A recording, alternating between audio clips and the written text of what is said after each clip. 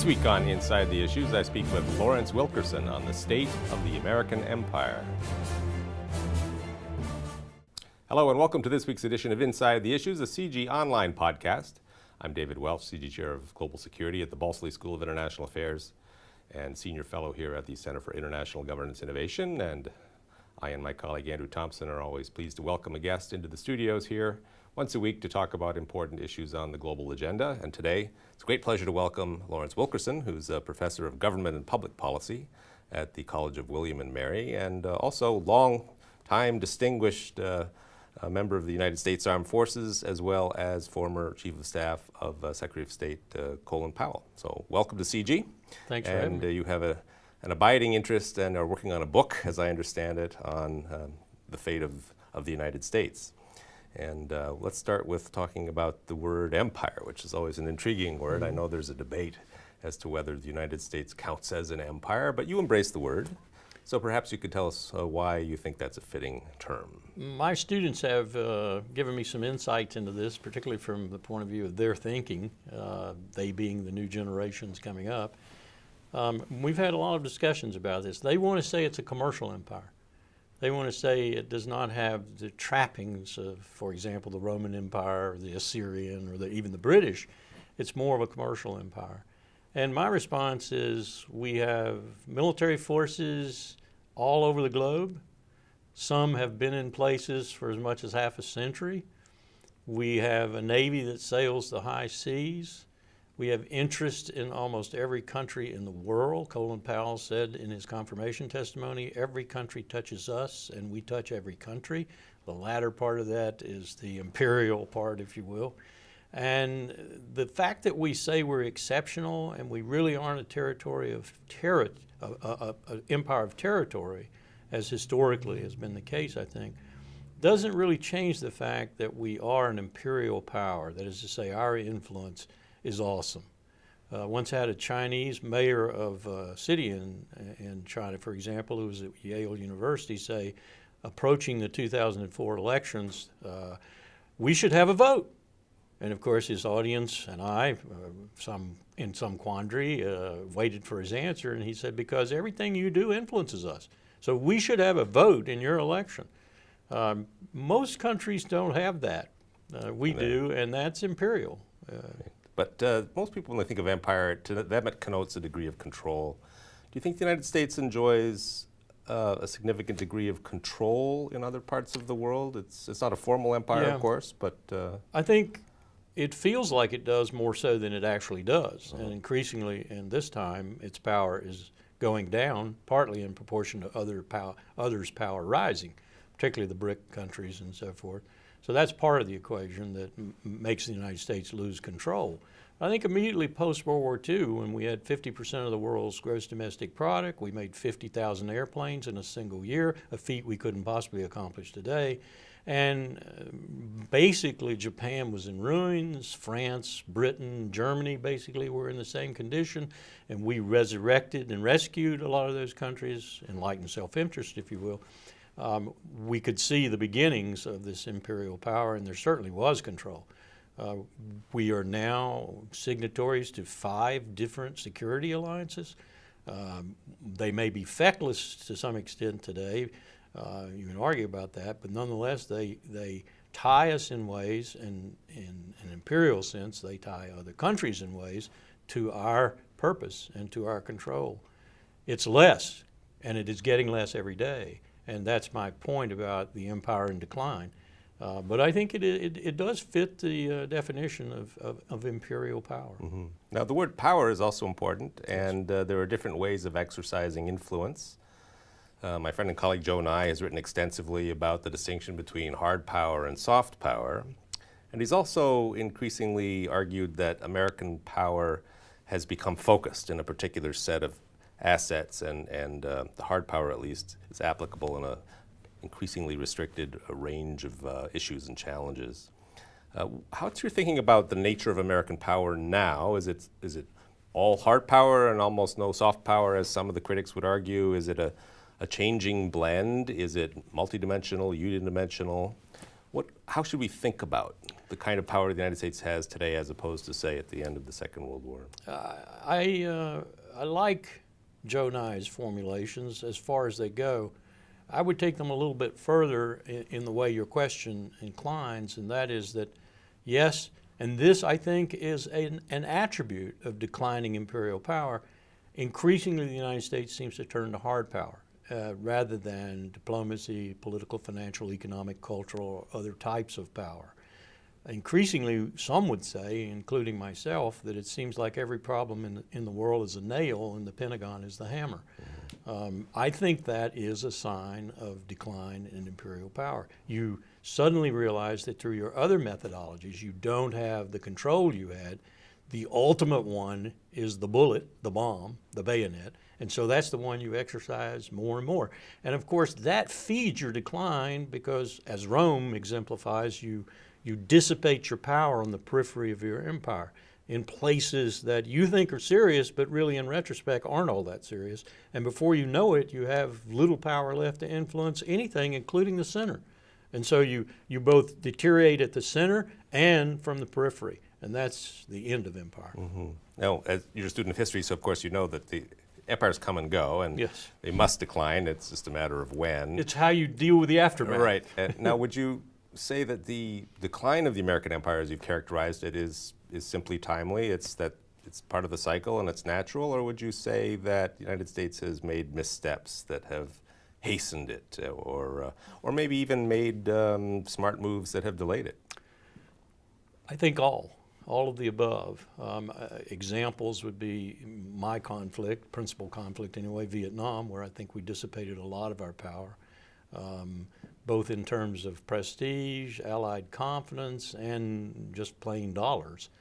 On the other side of the coin, you might look at some of the humanitarian interventions and say we have actually added to our reputation for being a human rights leader. We've actually helped people in the world. Go along with that help to the tsunami in Indonesia in 2005, December 2005, 6, I guess it was.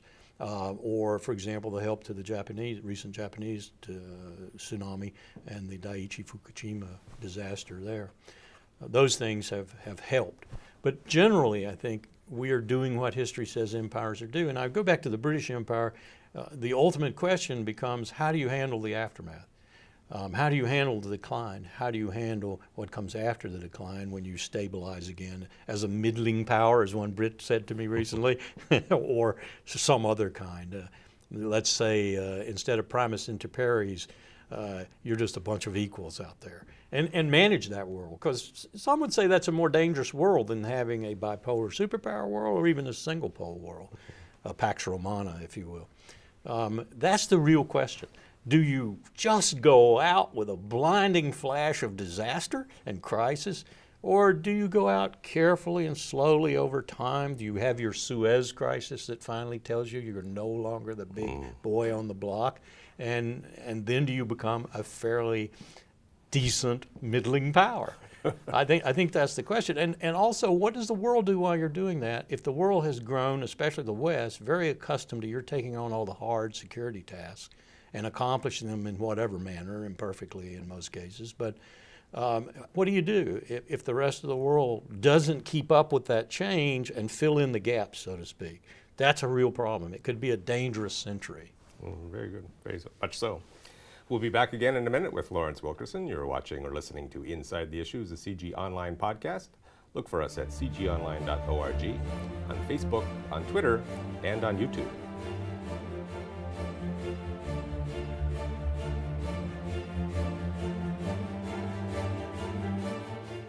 Welcome back. So you're happy with the word empire. People have often also called the United States hegemon. Is that a word that you like? If so, It's a why? good Greek word. Takes me back to Athens. Right. But there are some similarities, and they're not just the ones Henry Kissinger used to harp on all the time. There are some similarities. I'm taken back, for example, to the Peloponnesian League, Athens' position in it, the demand of tribute, and ultimately Corinth, of course, the colony that wouldn't adhere to the empire's wishes, and then Athens goes to Syracuse, Corinth's colony, and the Athens begins to fall apart. there are a lot of similarities there, and not least of which is that sitting on top of the helots and a bunch of slaves, they were a democracy. Some would say the first real democracy, determined by elitism and wealth and knowledge and all that, but nonetheless they experimented at it. So there are some parallels there with us, and to me they're indicative of analogous to some of the things that are happening today. I go back to that time period more than any other, the Roman or the British or whatever, to kind of find intellectual similarities, if you will, people who talk the way people talk today, whether they're Pericles or Alcibiades or whomever, culprits, criminals, or real talented leaders, tyrants, but leaders. Tyrant was a different word for the Greeks. You brought the tyrant in when you needed him and you got rid of him when you didn't need him. I think there's some similarities there, and it's again, how did Greece do? How did Rome do? After they moved to Constantinople and had an Eastern Empire for a long time. This is a very different situation in many respects, so what do we do? And I'm very concerned about the disappearance of American leadership for whatever reason, power decline, or just a simple fed up with the world, war weariness, if you will. What do we do if others don't step in and say, okay, America has shouldered this public issue of security for 50 years. For the Japanese, we've done it almost carte blanche. What do others do in the recognition that it's not quite what it used to be, maybe dramatically so? Do they step in and fill the void, or do they just sit there shivering in the corner wondering when it's going to hit them, when the hammer's going to come down? Right. Now, the people who study the decline of empires often ask the question, is this primarily a function of internal issues and internal challenges, or is it a function of overstretch, overcommitment, an international environment that changes and makes it impossible to maintain the empire? All of the above. All of the above. But maybe we could spend some time looking in both of those categories. Maybe start with the internal challenges. So what are the kinds of issues the United States is facing now domestically that are really making it problematic for it to exercise the same degree of leadership on the world stage? I think the main one I would highlight is a two-word succinctness, if you will, predatory capitalism. I think we saw in 1870 and the period up to the 1896 election, and then again most vividly in Americans' minds, the Great Depression, 29 to 40 roughly, which only World War II got us out of. We are seeing the conditions for that to happen again in a new and more terrible way in many respects. The inequality of wealth in the United States right now is devastatingly bad. It is so bad that 1/1000th of our citizens own anywhere from 40% to 50% of the national wealth. They own even higher percentages of the income, that is stocks and bonds and so forth, versus income that you actually earn. Some would say that some of it's not even earned. With paycheck. Yeah, with CEO pay being 600 times maybe what a floor worker's is. Right. Unparalleled differences now. That is a tension, physical and moral, and even physical, that if you don't deal with it, if you don't do something about it through either tax redistribution or through some other methodology, undiscovered perhaps, you've got a building keg of dynamite with a lit fuse. I think that's the thing I would cite right now is the domestic thing, that's eating our heart out. We can't seem to get a handle on that. My party, the Republican Party, or the Democratic Party, they're both complicit in this. They both participated in what became the end of Franklin Delano Roosevelt's great scheme of oversight and regulation to keep capitalism in check. They both participated over the last 30 to 40 years in dismantling that. And we're paying the piper right now. We are as predatory capitalists as the Chinese are. Different stage, technologically and otherwise, but we are every bit as predatory as the Chinese. They've got the same problem, and they've got to deal with it too. So if that is the problem, and the solutions would seem to be fairly straightforward, it's not rocket science. If there's ways of taking apart trusts, the United States has a history of trust busting. There are ways of regulating. Taking down lobbyists. Taking down lobbyists. Why is this not happening? There are too many vested interests. Those 1/1000th of the people are very interested in maintaining their wealth. I call it a wealth defense. To a certain extent, the development of the Tea Party in the United States has been a masquerade, a camouflage for wealth defense. If you check the facts, you'll see that probably right now even 52% of Tea Party members are millionaires. The Koch brothers don't give money to that party to preserve what I would call the kind of Rand policy about libertarianism or anti-war or whatever. They give it to them because they help them orchestrate this wealth defense. And what I mean by that is the 1/1000th of the people who own that much of the wealth are very zealous about defending their prerogatives and their wealth. We have a similar situation in Israel. Israel has copycatted us. In 1948 and onward, Israel was a socialist state. I mean, here you had all these essentially communists coming out of Europe, disenchanted with communism and fascism, and so bad they run into Israel. And you had kibbutzes and so forth. Israel is one of the most predatory capitalist states on the face of the earth now. 60 families own a huge percentage of the wealth. I've heard it's as high as 60%. 51% of their land is owned or leased by the security complex, and they've destroyed their labor movement. Israel is a predatory capitalist at the eastern end of the Mediterranean.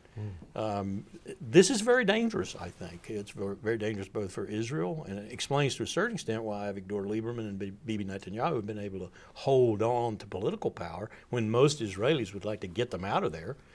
Certainly 65 to 70% of American Jews would like to get them out of there. But they don't know how to do it. And the politics of fear plays a long way in politics. So I really think this is probably, I'm not an expert in this area, so I have to do due diligence there. I'm not an economist, but I do think that this is one of the most dangerous things that confronts the West, but particularly the United States right now. Right. Very good. We'll be back again in a minute with Lawrence Wilkerson. You're watching or listening to Inside the Issues, a CIGI online podcast. Look for us at cgonline.org, on Facebook, on Twitter, and on YouTube.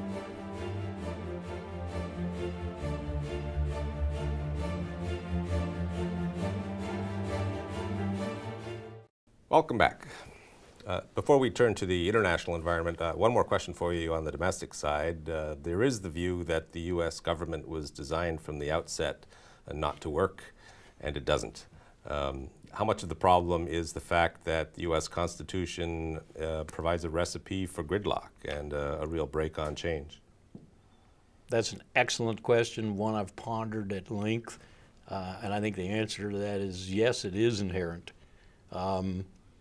That would seem to suggest that a major renovation of the political system is in order, either by constitutional amendment, constitutional convention. I've actually heard that suggested by talented and capable people, particularly scholars of the government, or something radical that would change the process so we'd be a more representative democracy, if you will, and able to wield our power in a more balanced fashion.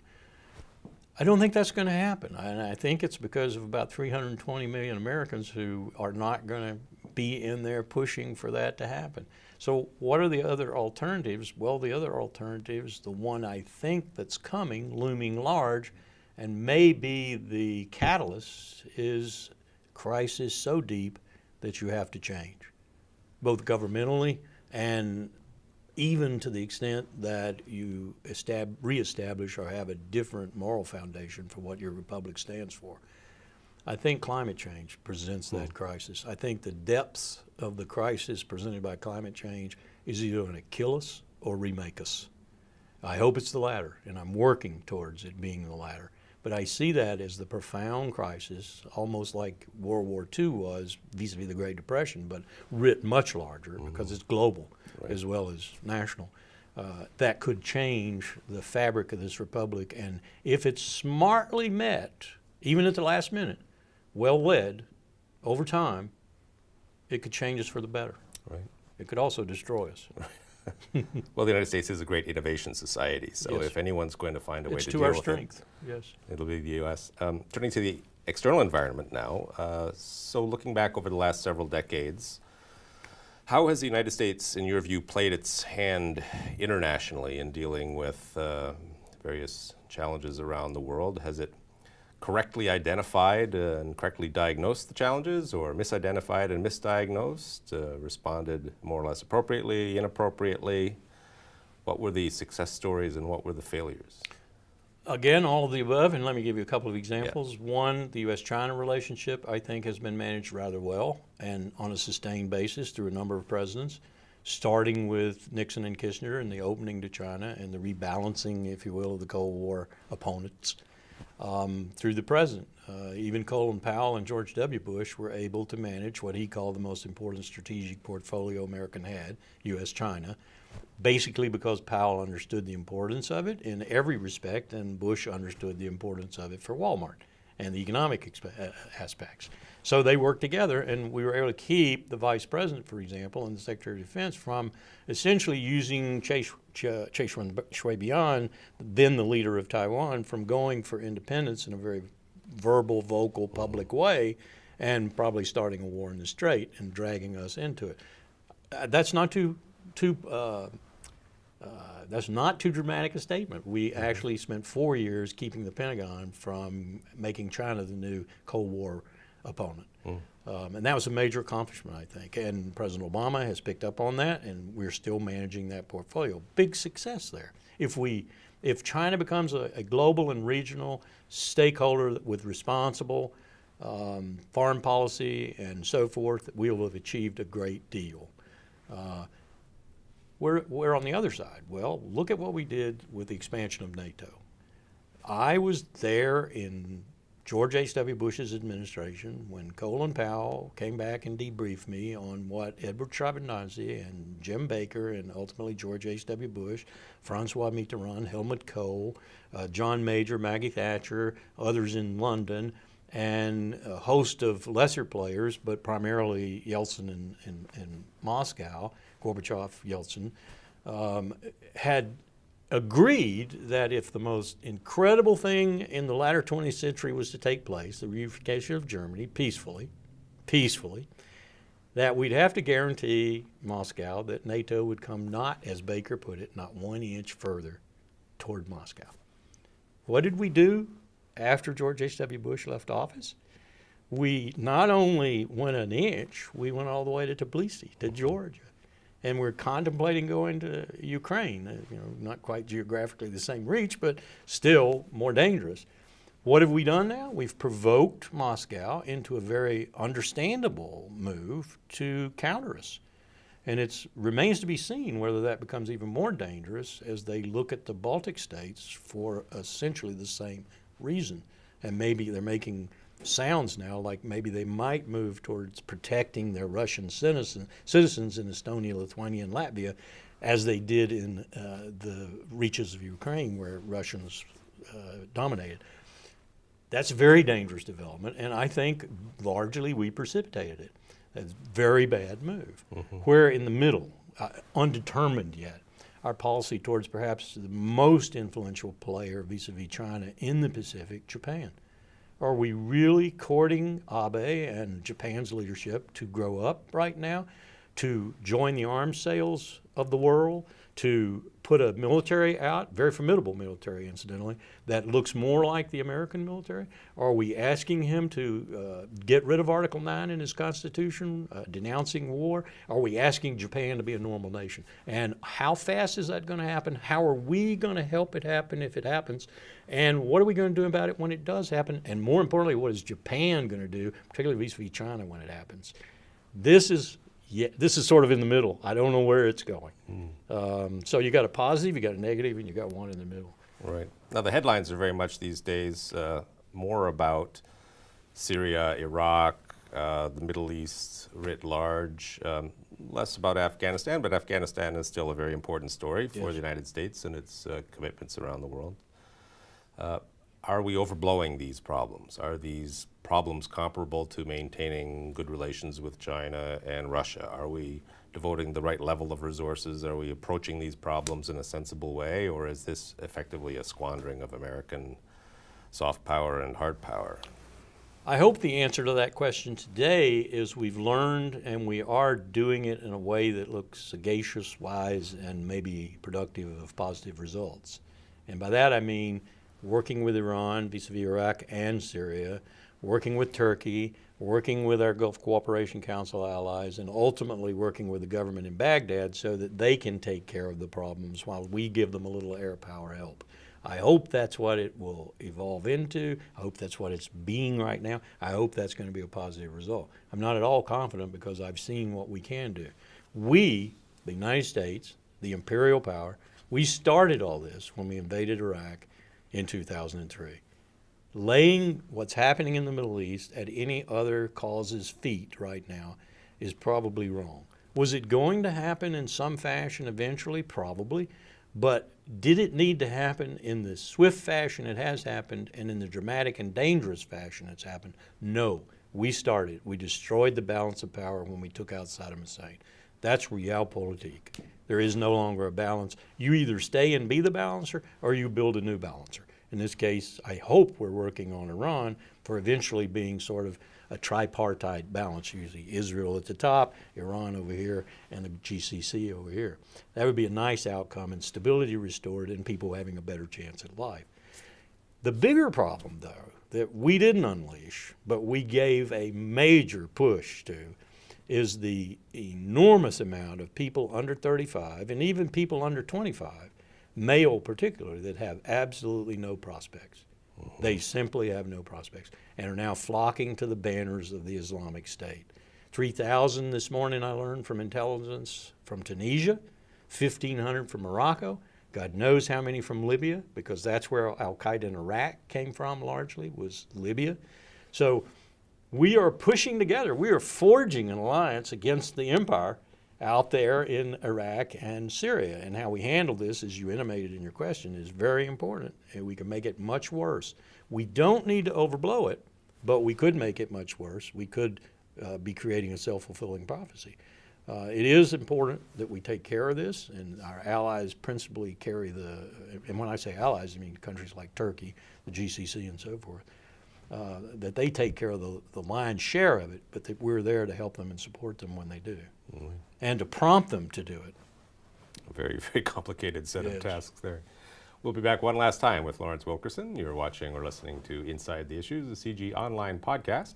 Look for us at cgonline.org, on Facebook, on Twitter, and on YouTube.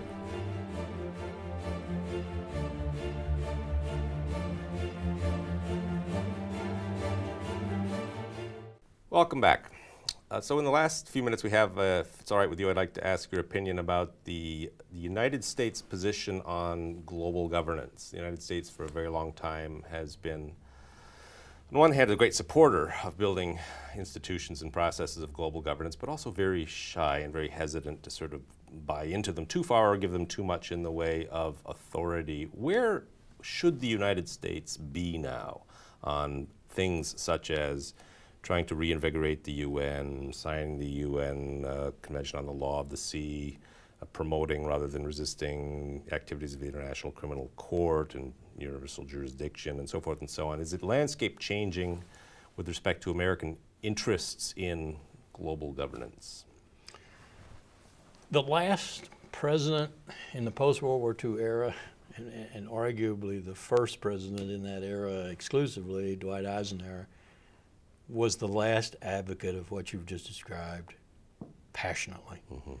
I don't think we've had a president since who, as he did from time to time and just startled his advisors, put that ahead of U.S. national interest, always with an eye to U.S. national interest, but nonetheless, how else do you explain things like wanting to turn nuclear weapons over to an international authority, which was something he wanted to do? I think he was a huge supporter of the United Nations. You can counter with, okay, well, the United States was the United Nations at that time. That's not, I don't think, sufficient. He really was passionate about it, especially if you read his transcripts and what he says in National Security Council meetings and so forth. I think we've gotten away from that as our power has diminished over time, and we've felt like we had to act unilaterally, and the United Nations and other such encumbrances were just that, an encumbrance, a hindrance to our doing things. We'll still act in concert with him if it's judged by us to be in our interest, but we'll act in a heartbeat unilaterally if it's not, and we'll try to gather a few coalition of the willing allies as we do it. That said, I think the International Criminal Court and international criminal justice in general is very illustrative of a tendency to use international institutions in an exploitive sort of way to support what the current leadership thinks is the best U.S. interest, and being publicly opposed to it in other venues, going around the world, for example, as we did, negotiating bilateral agreements with every country we could in order to keep U.S. forces immune from the ICC, is our real face. So I think we're an impediment to further development of global institutions, and I would put my party, the Republican Party, and its current leadership at the lead of that opposition. They simply don't want to be in any way encumbered by an international institution. And they have some argument. There's a lot of corruption, there's a lot of injustice, if you will, within some of these institutions. I, for example, would do away with the IMF tomorrow and revamp it and do a whole new organization. World Bank maybe too. That all said, bottom line, I think the United States is more today a problem in further development of global governance than it is a help. Well, that's a sobering thought, given that the United States is still probably the most powerful country in the world and still considered by many to be the indispensable country. So let's hope that there's a sea change in that particular attitude somewhere along the line. Again, global climate change and the cooperation and coalitions that are going to be necessary to meet that successfully, adaptation and amelioration, could be the prompter. Maybe so. Silver lining. Yes. Well, thank you very much. I mean, that was very rich, and we could go on for a long time, but I'd like to thank our audience as well for joining us today on this week's edition of Inside the Issues, a CIGI Online podcast. Look for us at cgonline.org, on Facebook, and on Twitter.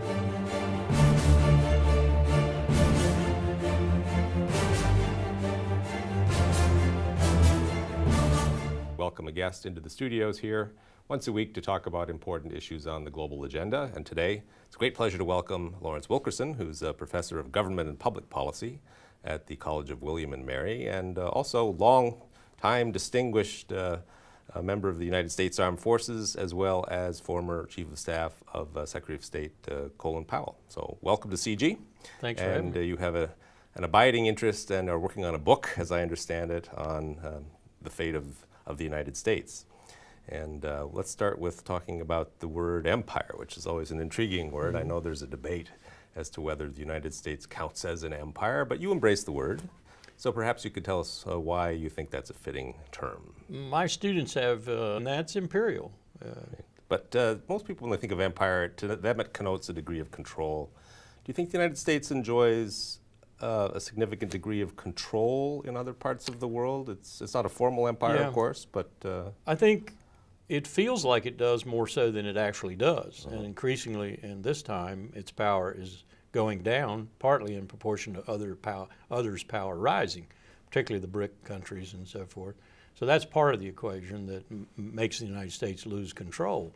I think immediately post-World War II, when we had 50% of the world's gross domestic product, we made 50,000 airplanes in a single year, a feat we couldn't possibly accomplish today.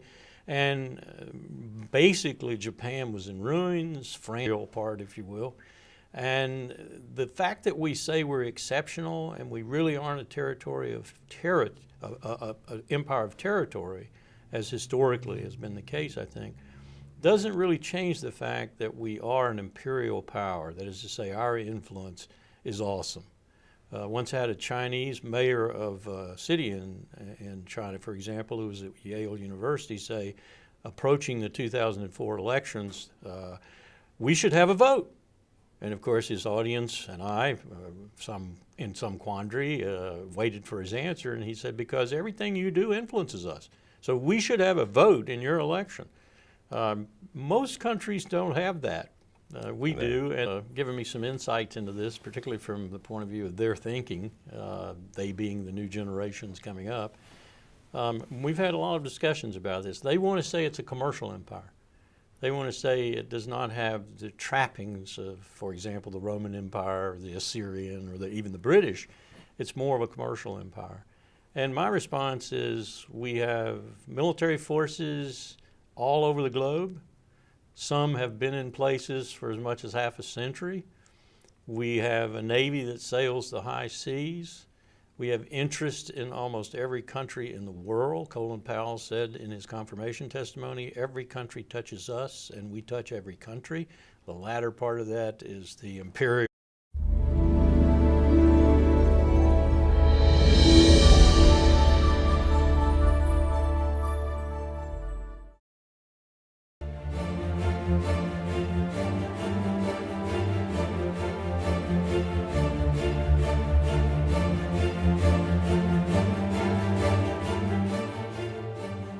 This week on Inside the Issues, I speak with Lawrence Wilkerson on the state of the American empire. Hello and welcome to this week's edition of Inside the Issues, a CIGI online podcast. I'm David Welch, CIGI Chair of Global Security at the Balsley School of International Affairs and Senior Fellow here at the Center for International Governance Innovation. And I and my colleague Andrew Thompson are always pleased to